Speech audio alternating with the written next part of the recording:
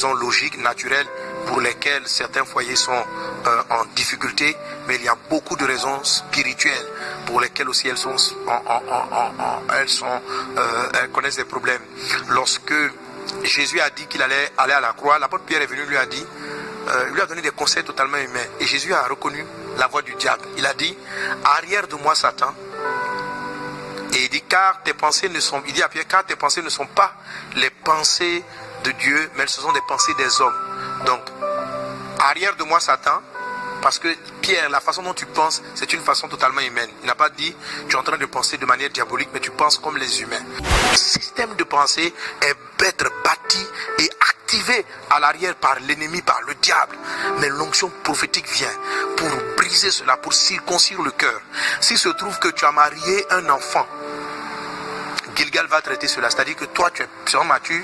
À l'époque où tu faisais ton mariage, tu étais toi-même peut-être immature, et l'homme ou la femme que tu as prise vraiment raisonne comme un enfant. À peine il y a des problèmes émotionnels, elle s'emporte, elle devient très bizarre, il devient bizarre. C'est une affaire d'un Gilgal qui a été manqué.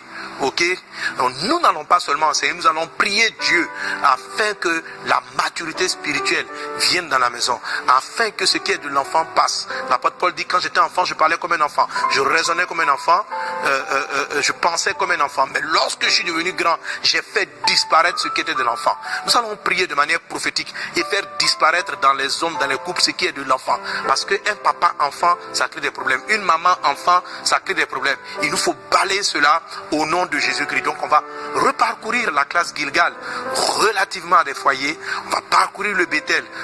Dans les combats, on met les sentinelles. On va parler vraiment des sentinelles dans la parole de Dieu. Amen. J'en ai parlé lors de la première saison de formation à Night Fire. On va parler des sentinelles. Beaucoup d'entre vous sont des sentinelles. Donc la sentinelle va développer aussi l'éveil. Ok. La sentinelle, beaucoup d'entre vous sont des sentinelles. C'est-à-dire que Dieu, une maman comme ça est sentinelle de ses enfants. Un papa est sentinelle de sa famille. Si dans la famille tu as le droit d'aînesse, tu es sentinelle dans la famille, dans la famille du droit d'aînesse. C'est-à-dire que rien n'arrive dans ta famille sans que Dieu ne te l'ait montré. Ok? Donc dans chaque maison, dans chaque famille, Dieu établit des sentinelles. Et la sentinelle veille spirituellement sur la maison. La sentinelle veille sur la maison. Donc elle a différents rôles. C'est la sentinelle qui ferme la porte spirituelle de la maison. C'est-à-dire pour ne pas que l'ennemi puisse entrer, attaquer les enfants, envoyer des problèmes. Donc quand tu es une sentinelle, tu veilles et puis tu fermes. Donc le combat des sentinelles, on va apprendre là, je suis à Night Fire, comment on ferme. Ça, je ne vais pas apprendre ça à l'école des prophètes. Parce que ça n'a rien à voir avec le mariage. Ça a à voir avec tout. Ça a à voir avec ta responsabilité. Donc la sentinelle garde, la sentinelle voit arriver, la sentinelle ferme la porte, la sentinelle ouvre la porte.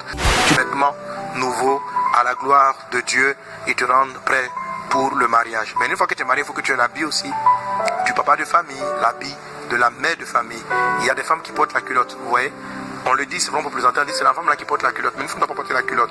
C'est une véritable image spirituelle d'une femme qui a pris une place qui n'est pas la sienne et ça va créer des problèmes dans le couple, ça va créer des problèmes dans le foyer. Et il y a des femmes qui ne sont pas encore mariées, mais déjà ensemble qu'elles ont déjà la culotte avant d'entrer dans le mariage.